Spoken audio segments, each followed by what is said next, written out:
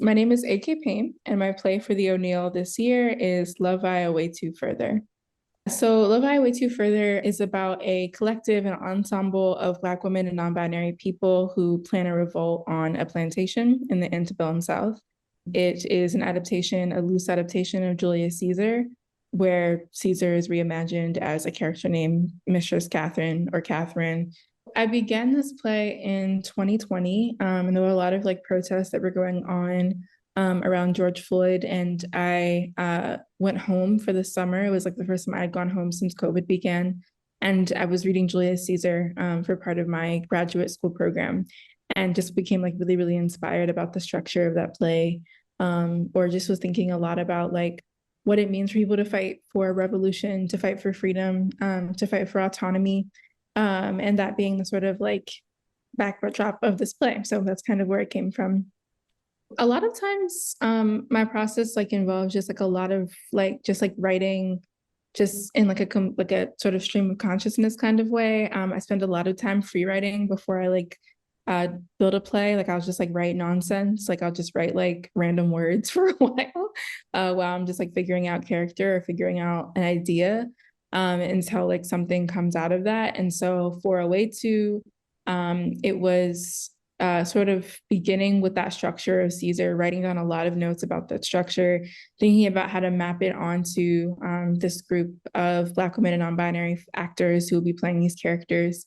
And yeah, I kind of just spent a lot of time in a few weeks just kind of getting a first draft. So yeah, the O'Neill, it's so huge. I mean, I really have been so excited these last few weeks, just walking through the mansion and seeing all the plaques on the wall of these playwrights that have meant so much to me in my becoming of a playwright.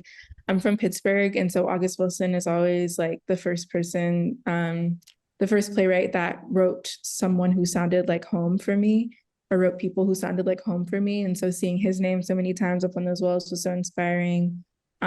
Just having space and time to just write, and such a robust and supportive literary office. Oh my gosh, I've never had a workshop process or rewriting experience that has been so supported. I'm so grateful for that, because yeah, just having someone sort of just be supporting every step of the way has been really, really lovely.